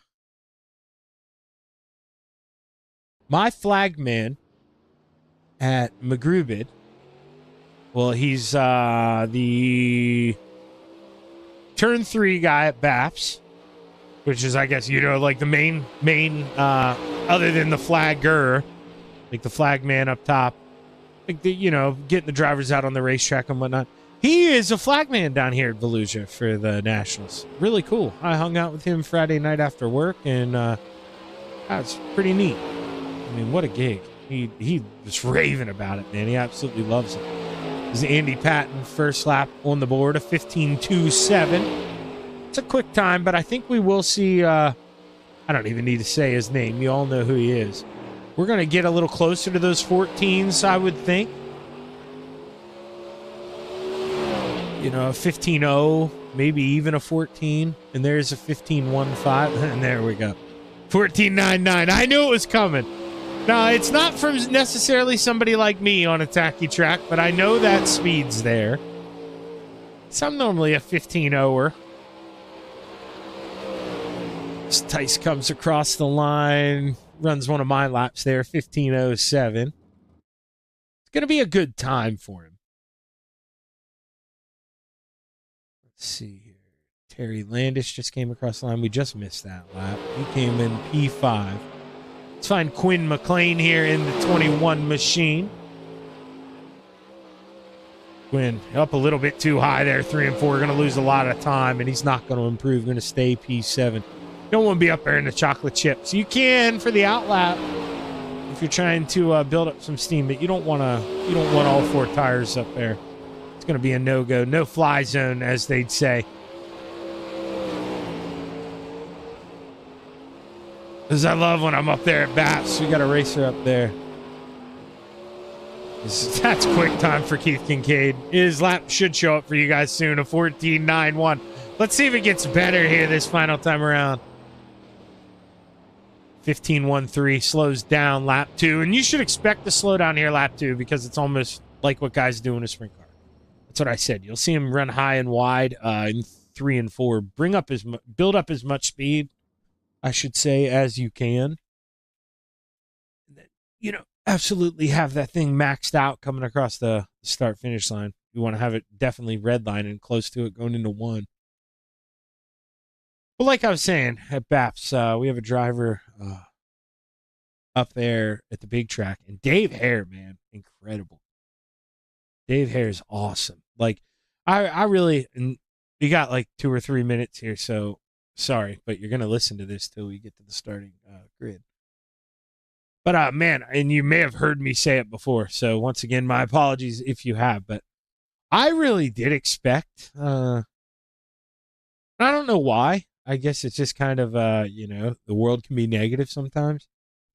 But I expected, you know, to go up there to McGrubid, and obviously my boss would want me to do well. I had no doubts about my boss, man. He won Dirt Track Promoter of the Year last year for a reason down there. It was voted at Volusia. Colton's a great guy, but I expected, you know, the older announcers, you know, who I was coming in, and I didn't expect that. The kumbaya, I guess. How nice, really, truthfully, they all are. The notes. They've given me the, should I say, the input, you know, and it's truthfully not tooting my own horn here, but there haven't been too many changes. Just, little things like just way to keep track of better information. And it's more or less me kind of seeing how they're keeping their books and how nice they are. But I expected them to, them not want me to succeed, kind of, so they don't ever have like, the fear of, some guy wants my job eventually, blah, blah, blah. But brother, it has been 1,000% the opposite direction. Nothing but help from every single one of them. And Dave Hare, if you ever watch any weekly races at Williams Grove, that's the voice you're hearing. So, like, for me to be able to, when I was up at BAPS last week, to be able to seriously work with, like, man, one of my freaking dirt heroes, it was awesome. It was awesome. And this is all leading to, we have a driver up there named Colby Fry. And hearing him say, Superfly. Oh, my God. That's his nickname for Colby Fry. Oh, I love it. Sometimes Superfly gets up there in the no-fly zone when I was up there. He's one of those drivers who are always willing to risk it. You get into trouble up there sometimes, and you can find some speed occasionally. That's for sure. But let's take a look at that starting lineup. I don't know why that says overlay.footer text. I really wish I knew why. Oh, it's because I didn't put a period down here. Hang on. It'll say period now, but at least it's gone. I'm not typing anything in there. We get what we get. Row 4 to the top shelf, the 01 of Ed Papineau to the inside, the 1 of Brett McCoy. Row 3 to the high side, the 41 of the Librarian Pat Boyce to the inside, the 94 of Gary Offit. Row 2 to the high side, the 014 of the Iron Man, G.J. Boydell to the inside, the 87 of the General, Andy Patton. And row 1 for heat race number 1 for your Senex Short Track Championship, Wild Wednesday, the top shelf, the 88 of Dave Brill, and starting on the pole, the 17 of the Tennessee Tornado, Keith Kincaid.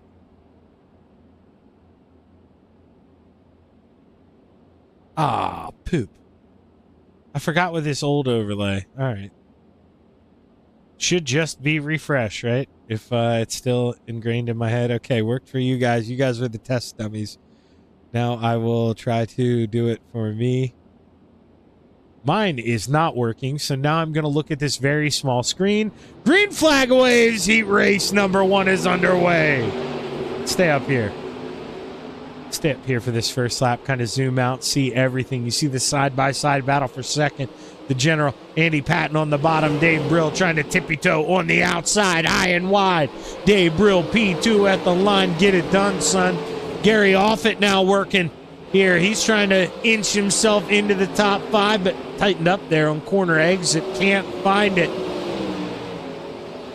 May have to pull the pin here in the 94. Get up top. That's what he does here, but it wasn't by choice. Pushed up the racetrack again.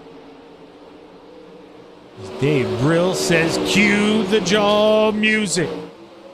Slowly trying to creep behind the Tennessee Tornado, who saw just came home in P2 in the asphalt portion. And I said Wild Wednesday.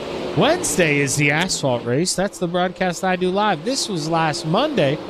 This was 6 days ago. It's Keith opening it up now. He's got it to almost a full second. You can see, we barely see those guys here in TV3. He is gone. Good night. Have it your way. As Boydell, man, a little contact between him and the 87 of Andy Patton, the Iron Man, in that Glenn Steyer's Racing Oshweekend Speedway machine. Which Greg would be happy to know. You know, I finally met Connor Ross a couple weeks ago, and Connor so pointed out, we have a pit. Oh, as the General gets in the wall, he's going to lose 2 spots. Contact between him and Pat. And he's going to lose a lot of spots. Going to fall to the tail here. They do have caution flags in heat races in this series. I'm not used to that. I'm used to the coast-to-coast thing. I don't know if we're going to get a caution flag. No, we stay green. Andy was able to get it down pit road. But like I was saying, we have a track vehicle at BAPS that has an Osh Weekend pit sticker on it. It used to do a little, I guess, work at your place, or went up there, you know, for a speed week or something. As Keith Kincaid rolls through 3 and off of 4 for the final time. Checkered flag waves. Keith Kincaid wins heat race number 1, followed by Brill, Boydell, Boyce. Here comes Gary Offit. Or no, that's Ed Papineau. Gary Offit had already crossed. Indy Patton rounding out the field, and Brett McCoy. Or no, Brett McCoy will round out the field, actually, because he was more laps down than Andy Patton. He finished, but was more laps down than Andy, so Andy going to come home in front of him. Starting lineup, heat race number 2, row 4 to the top shelf, the 55 of Ben Gunther to the inside, the 19 of Russell Harold. Row 3 to the top shelf, the 68 of the boss man Rob Cassidy to the inside, the 45 of Tim McDowell.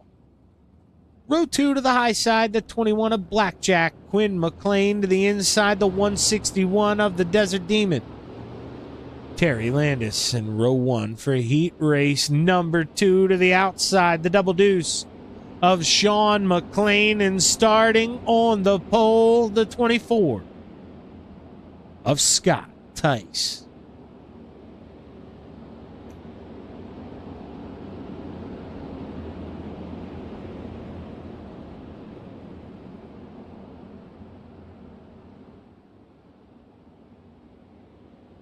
Oh, I gotta remember to mute myself in Discord. Gonna do that now, because when I play the grid music for the next one, it's gonna make me mad if it mutes in the middle. So let's just make sure that doesn't happen now. And yeah, we have plenty of time. One more trip around here before we go. We'll watch that Steve King Foundation pace truck pull off the racetrack, this time by and Scott Tice. Looks to lead the field to yet another green flag. It seems like every week it's Keith leading the field to heat 1. Scott Tice leading the field to heat race number 2. I mean, it's been 1 and 2. Almost as far as my mind can remember. Green flag waves. We are underway. A little bit of a rough start there for those 4 in the back. Now Cassidy kind of cracks the whip here. He's trying to put some pressure on the 21, but the front 3 all in line, broken away. Scott Tice, I told you, he comes to play. This is his playground. He's not an asphalt guy. He likes playing in the dirt, and Scott is pretty good at it. Man, we have seen him and Keith Kincaid put on some good shows here with the SST gang. We take a look back here at our back 3. You see that double nickel of Ben Gunther. He slides up the racetrack. Russell Harold able to pounce, moves on by, and that black and yellow 19 machine. Him and the 45 running opposite color schemes. It almost seems like it got yellow where the ones got black. That's pretty funny. Looking at that from the big up view. May have a battle of the McLeans here soon. 21 reeling in 22. What has Quinn got for Sean?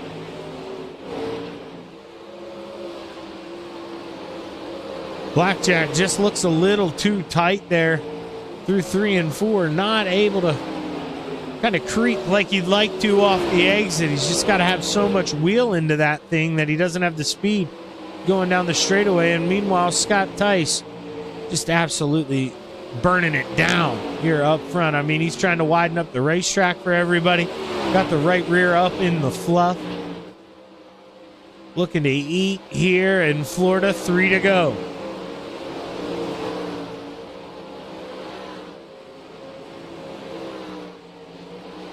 You can see how spread out the field is. Now we find our leader, and we're back here at the starter stand. 2 to go. I mean, it is really spread out here. Oh. There's Rob Cassidy. He may have clipped that front stretch wall. Went around as he white flag waved, so we're not going to get that caution that he was maybe looking for. Scott Tice has one more trip around the racetrack, was just able to get to the starter's stand, and good on Scott, or he would have had to hold him off for a final restart. Scott Tice gets it done. Landis, Sean McLean, Quinn McLean, Russell Harold, Tim McDowell edges out Ben Gunther, and Rob Cassidy rounds out the field.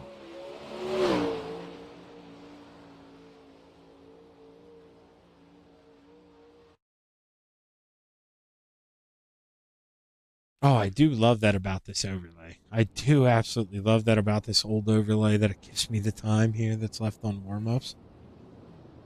It's pretty cool. So I couldn't remember if we were a 3 or a 5er.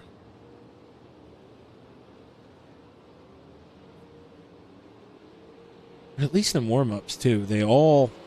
See, this is why I think if they wanted to, and this is obviously, it's not a need, but if you absolutely wanted to, just because all the cars can be on the same, track here for a warm-up, I would think they could do that way for practice. So hopefully, maybe I'll go fishing for you guys after this. I'm saying maybe. I probably won't, because I'm going to forget about it. Maybe if I keep talking about it like this, I won't forget about it. But if I go and mess around with a created session, and actually, we got 3 minutes and 54 seconds. I don't know what's going to pop up on the iRacing screen. Sorry if something pops up on it. Hope it's clear. Let's go. I have to empty this out real quick. Bear with me. How do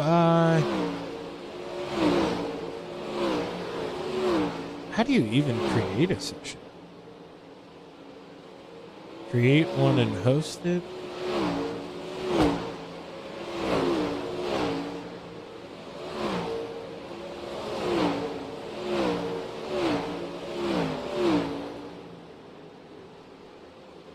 Let's see. Do one with my last settings. Let's bring this back up just to see how much time I have. 3 minutes. 3 minutes. Okay. Now, let's see. Race options. Series branding. Yeah, blah, blah, blah. Server details.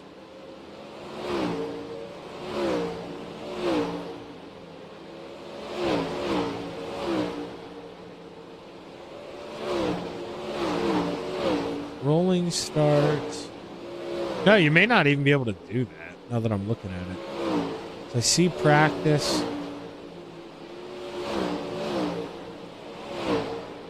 Yeah, I don't know. May not even be able to do it. That stinks. Well, that's something iRacing needs to give us.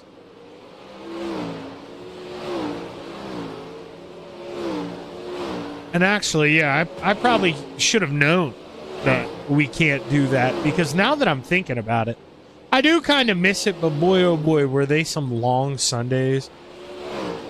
I used to do this league where they would actually, they do like they would in real life. It was an open room for qualifying, and they would have all the drivers line up on pit road, but even then it would have to be in like 3 different rooms, because I would have to load over to the other one. No, they obviously wouldn't. Or when I say rooms, it's like how practice. I would just click on those drivers on the leaderboard that are blacked out and go over there and kind of watch them. But anyway, not important. But, so yeah, there won't be a way to do that now that I'm actually thinking about it. Let's get iRacing back on my big screen. You'll see that pop up. Sorry, only way I can get it to come up. We're down to about a minute to go here in warm-ups. Keith Kincaid, fastest car by, country mile, 10th and a half. That adds up really quick on dirt. really, really quick on dirt. So I have to see if anybody can tame that 17 tonight or if he's just going to be too fast. But either way, 30 seconds away from the checkered flag waving on warm-ups, and we get set to take a look at Monday night's starting lineup here at the Volusia Speedway Park.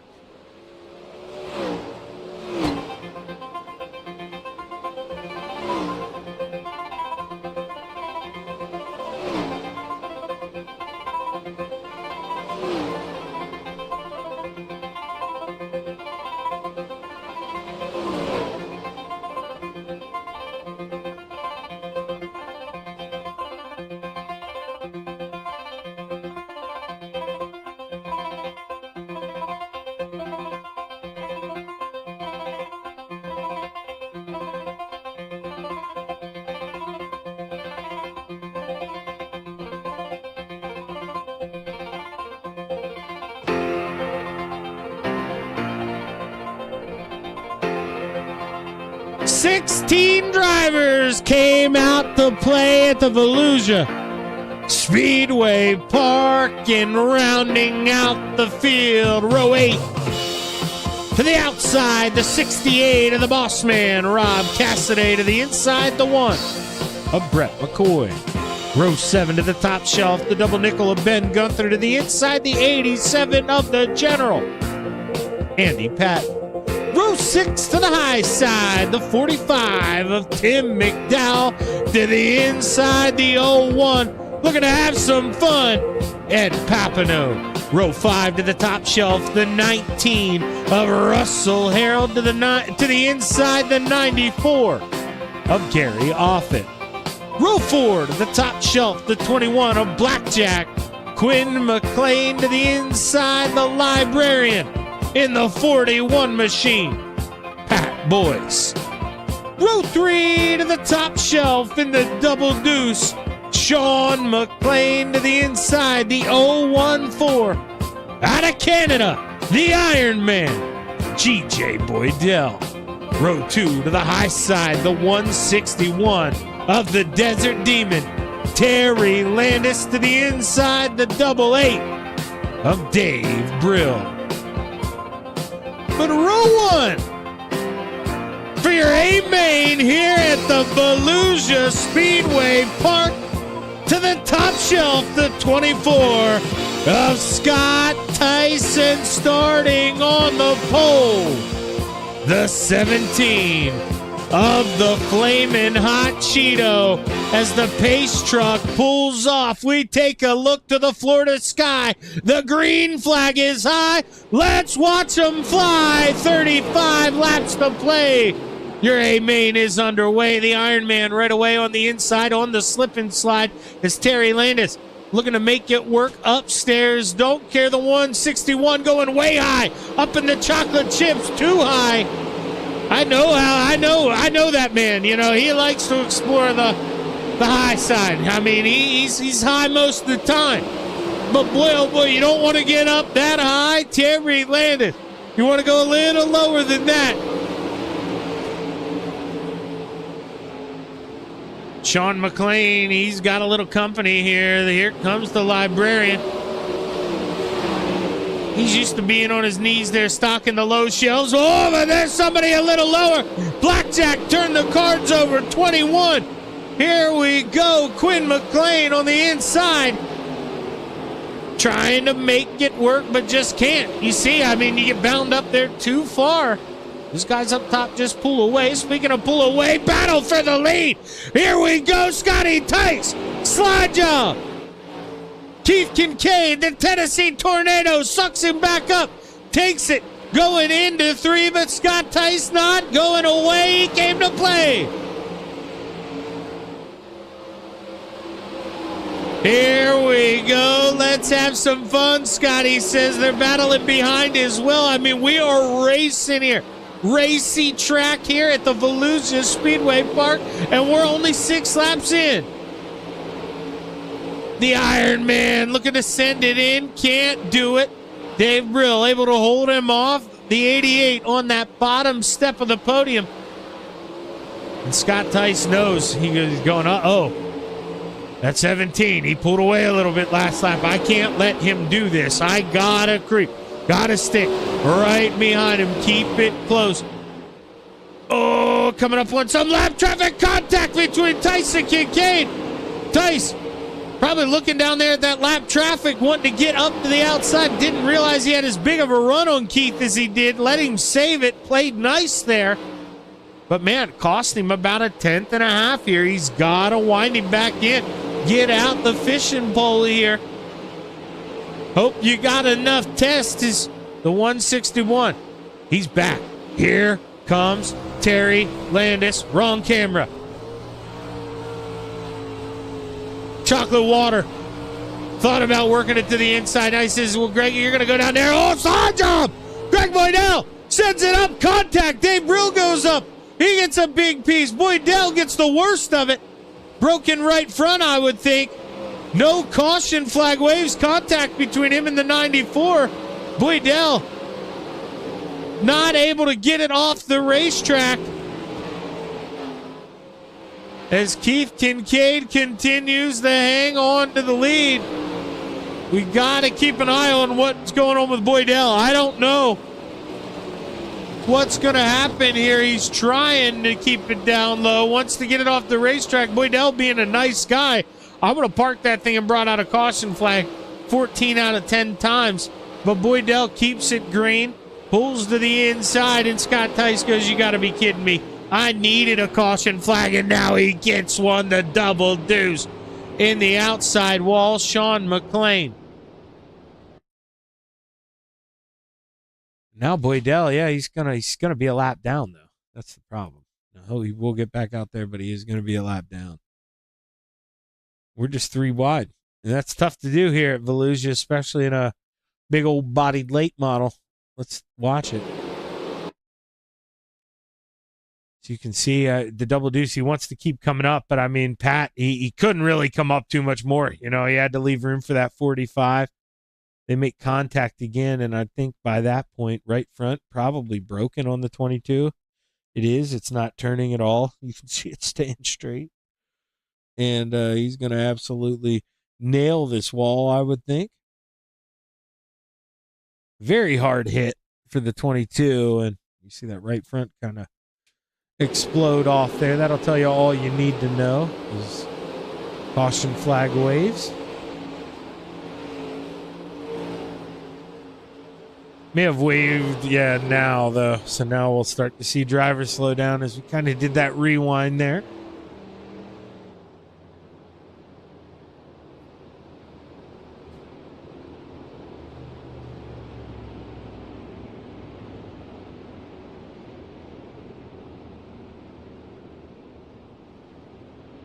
So I can't, trying to use my, what little memory I have here. I can't do that like I do in the asphalt because laps don't count in dirt. But this is what I can do. Lights are off. We double up. That will be our way to handle that. Do I not have still cameras here? Man, what the heck? Because I uploaded those other ones. I gotta, shame on me. I like my still cameras here. We're going to watch the restart from far away. Let's watch them run into one here. 20 laps left to play here at the Volusia Speedway Park as we're back underway. Great restart for Keith.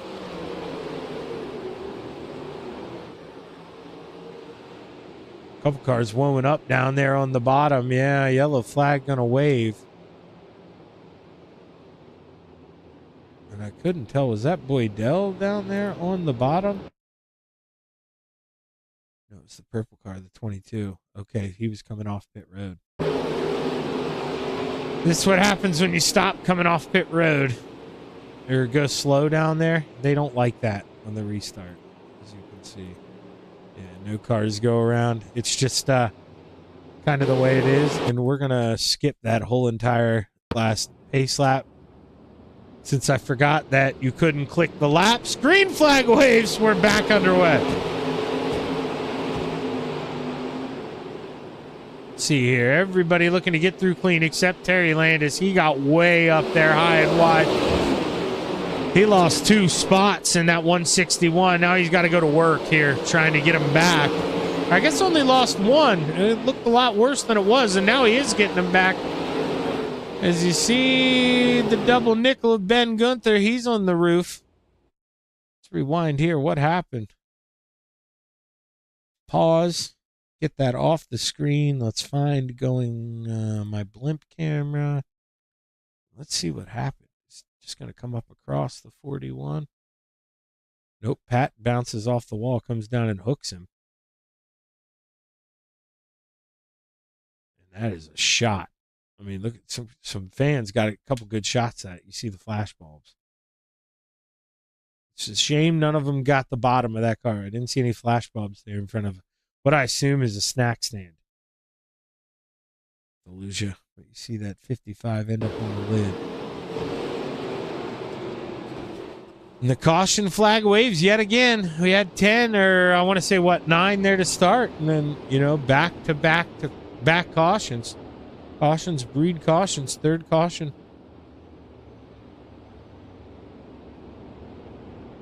of the day is everybody watching. First off, probably not a lot of people watching, but here's a tune back in. I know you're all Pirates fans. You're hoping we sweep the Brewers today. We haven't swept the Brewers since 2016. No big deal. It's not, would be cool. We're 16-11 right now, feeling good. Pirates, let's be honest though, we do normally start these last couple years. I would say we start out pretty good. And then, once real baseball sets in, and we all know what kind of happens. Man, the Cincinnati Reds, though, brother, they're having a good season. I think they're in first place. Which that's bittersweet, how well the Reds are doing. Obviously, same division. But I do have Sal Stewart in my fantasy team. He was what a late round steal for me. He's arguably the best player in fantasy so far, a couple weeks into the season. Dude's hitting home runs, stealing bases. If you have, what does he have? 9 home runs, 7 stolen bases, a couple weeks into the season. You're doing something right. Or I guess we're a month now. Almost 2 months. Or a month and a half. This field's doubled up. Should be going back green this time by.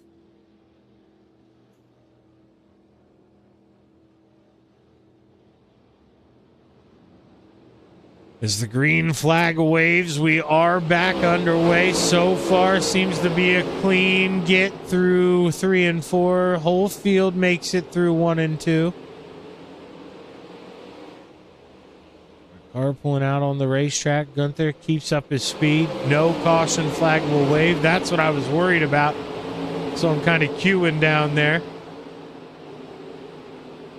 Oh, 3 wide. That's Dave Brill now shoveled there in the middle. The librarian pulled out of it, though. 94 got in the outside wall. Oh, my God.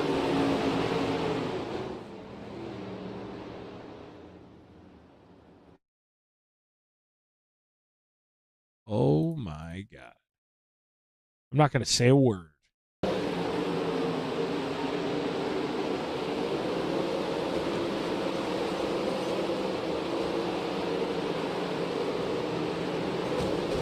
Oh.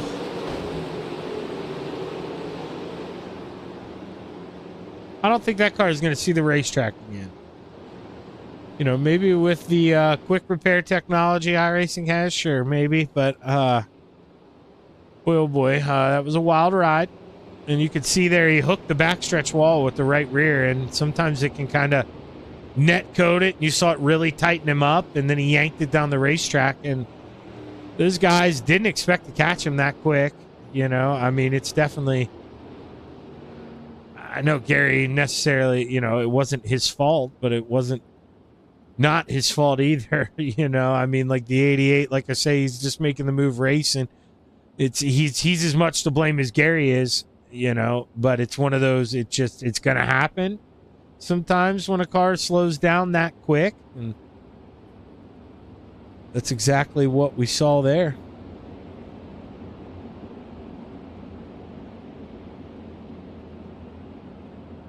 Let's do the fast forward here. Some cautions here.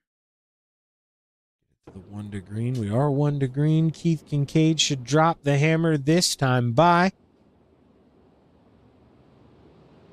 Bit of a stack up there in the middle of the field. Now it causes the slinky effect, but we've got 15 laps to go, and we're 3 wide in the back.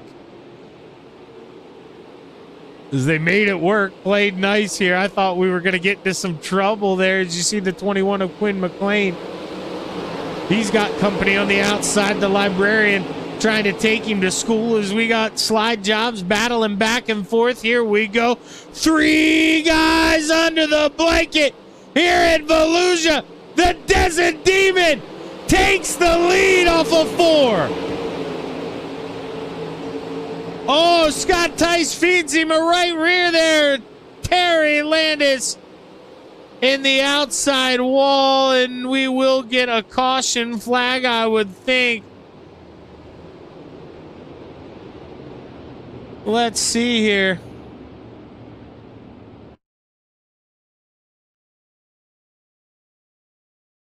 So we're going to go, we'll kind of watch this early. We'll see him sit here. I just want to already be there. Now, this is, you know, I'm almost certain Terry, single monitor, just like me. We're going to take this away. This is what Terry sees. So Terry, you know, I mean, he had just led across the line. He sees Keith, and then that's his, you don't see that. So I know, you know, Scott definitely not necessarily wanting to do that, but that's, you know, slider's definitely a part of the game, but man, Terry, nowhere, absolutely nowhere to go there. There's nothing he can do.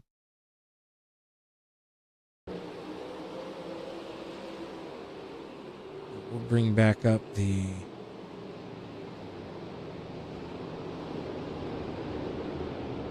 overlay here.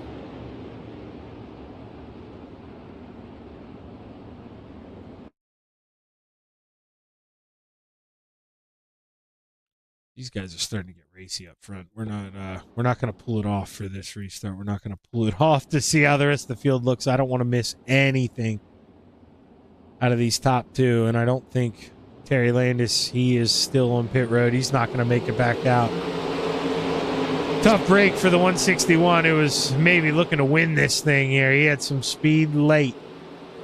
But now we watch these 2 duke it out to the finish, coming to popsicle sticks, 11 to go.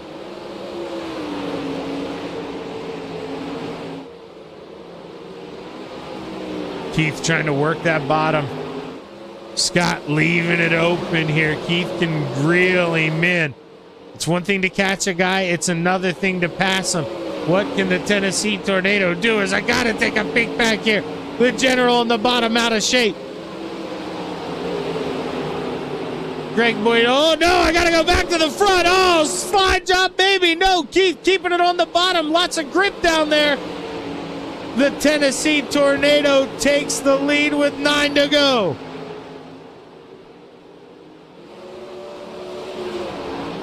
Scott Tice looking to go down and now mirror the man, but he's about a half a lane too high. There's a lot of grip coming off the bottom of 4 that Keith Kincaid has found. Also going down here off of 2. Big clumps attack. Let's go up top. Let's see if we can kind of see that color change.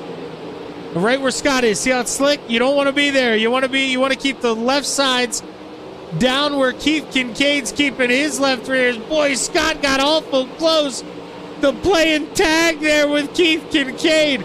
Tice is giving it all he's got here. 6 laps to go. The librarian working for the bottom step of the podium. Pat Boyce has that 41 machine in the spot going into 3. What can he do off of 4? And remember, Greg Boydell He's a lap down, man. What could have been for the 014 is he's going in there. He's body checking the man in P4. Greg Boydell says, get out of the way, brother. Heard a car get in the wall going down the backstretch, and that was the 24 of Scott Tice. You can see now 1.6 seconds off your leader, and with 3 laps to go, it is not looking good for the 24 machine. As if you're Pat Boyce, and you look in the mirror, you see that lap car coming, you get out of the way. You do not race him. You let Boydell go on by, and oh boy, he's going to pinch him down. I wouldn't race Boydell too hard here. You do that, you're going to let the general creep in a little closer, and Andy Patton may steal that podium. But it's Keith Kincaid, one more trip around here at the Volusia Speedway Park. Can he hold on for yet another checkered flag here in the dirt? Final time. Down the backstretch, 2 seconds up the road. The Tennessee Tornado make it home in victory lane in Volusia. Scott Tice P2 and the Librarian holds on for P3. Andy Patton, Dave Brill, your top 5. Gary Offit, McCoy, Harold, McLean, Cassidy, your top 10. Sean McLean coming home P11. McDowell, Boydell, Gunther, Landis, and Papineau round out your field. So let's go back to that. Go to the feature here. Let's go to that final green flag run.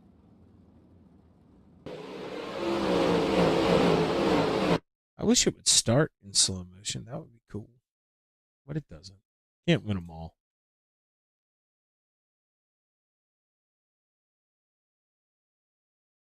Let's see here. Who we got? I'm just going to put it on P3. I haven't looked at Discord to see who we actually have here. So it may change from Pat Boyce, but hey, he got his first podium of the season. I'd like to give him a little bit of recognition here, man. He is, I've been running some coast to coast races, and he's one of the guys who, man, I'm not trying to be rude, and I don't think he'd take offense, but I used to wipe the floor with him. You know, I never had to worry about racing Pat. I would just worry about how I'm going to get around him. And now it is, brother, Pat's getting there, especially on these slick tracks, man. He is putting in the work. He is becoming an exceptional driver. You can see once this track starts to shine. And it's not a coincidence that he was one of your faster guys late on a racetrack like this. Pat Boyce has been working on the craft, man, and good on him.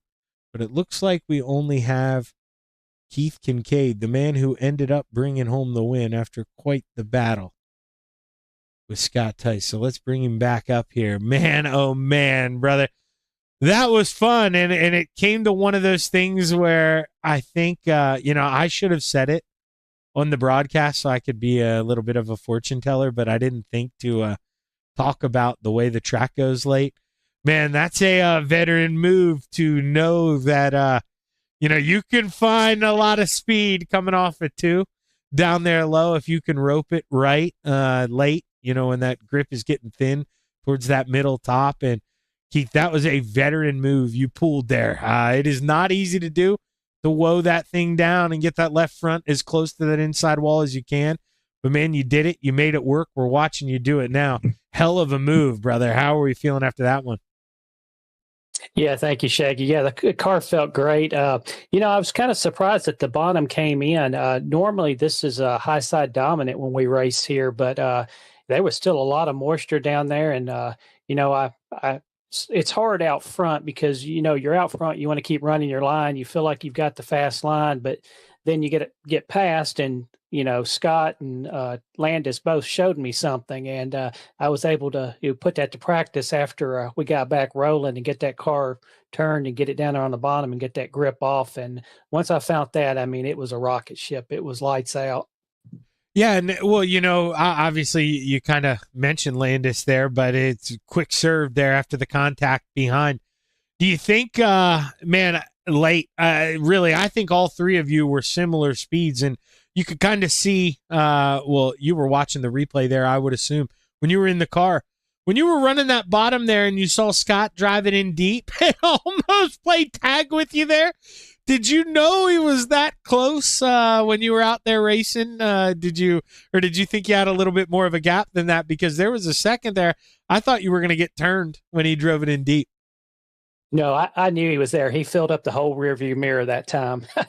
So there was no doubt that he was close. And I think I clinched up because I thought he had got me that time. But luckily got on the throttle and got out of the way quick enough. Yeah, no, well, what I was going to, the Atlantis thing, when you guys were racing, now, obviously, when that contact happened, you had the point, you had just made the move. You were going to have the lead no matter what happened with those guys behind you. Do you think you had enough time there to adjust to hold that bottom, or, racing on the fly that quick? Do you think, you were maybe susceptible, or do you think that was like a good time caution, basically, is what I'm asking? Yeah, I think it might have been a good time caution because I was able to kind of reset and kind of gauge what Scott was doing once we started back. And then once I saw that the bottom had that kind of grip, I knew if I could just get it in the corner, not overdrive it, drag that brake just a little bit to get it to rotate and keep it on the bottom coming off and straight, that I'd have a good shot at it. And he seemed to be driving it just a little too hard, a little overdriving, and it just gave me the opportunity to get up under him and get that run off. Man, these things are so much fun. I know, I hope I do a decent job there with the asphalt, Keith, but man, when you guys do these dirt things, those slide jobs and, crisscross, and everything happens so fast. We're doing lap times in 16 seconds here. It's unbelievable how quick things happen. I love it. And every time, man, you're right there on the money, finishing on the podium. This time you bring home the checkered flag. Hell of a job, man. Congrats on the big win. Who you want to thank? Yeah, thank you, Shaggy. Want a big shout out to Team Holloway Racing and Graphics. They provided all of our awards for last season. I know all the guys really appreciate that, and all the other great sponsors we have come on board this season. It's just been a phenomenal year so far.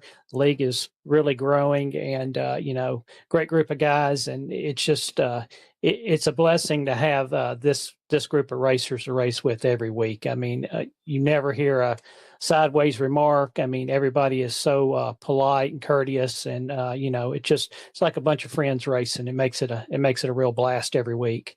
Yeah, and now that we had 16 cars there for a little bit too, I think we're starting to see new track states kind of come out. How we saw this bottom come into play. It's nice when the track gets beat up a little bit, man. You guys can really show your racecraft. It's been a lot of fun to watch.